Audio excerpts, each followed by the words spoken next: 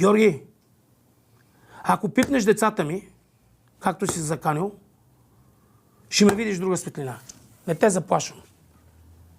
Ада ще дойде върху тебе, да знаеш. Ако пипнеш децата ми, ако той не го гледа, предайте му. Защото никога не съм се посягал на някой върху децата, върху семейството и така нататък. Каквото имаш, обади ми се, викни ме, ела да ми кажеш. Не децата ми. Не децата ми. Преди 10 епизода ви казах. Оставете децата ми на мира. И не ме познавате. Всички тия деца тръгнали срещу децата ми.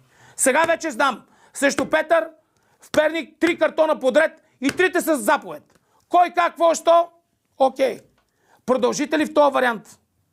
Повярвайте ми, армията, която ще се стовари върху вас, тия дето го правите, ще е страшна.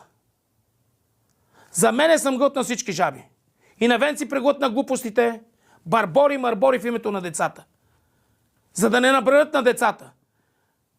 В личния разговор, когато започнахме, бях решил да му отговоря на Венци. Боримиров вика: не, моля ти се, приятелю, моля ти се, не отговаряй, защото той ще нападне Светлио. И заради Светлио глътнах всичките жаби. Всичко. Но някой, когато пипне децата ми, повярвайте ми, ще стане страшно. И понеже чувам, че се закамваш, че ще им приключиш и на двамата кариерите, че ще правиш някакви неща, обещавам ти, господин Иванов, аз ще стана на среща. Много ме подценяваш. Фамилия Вуцови, господин президент,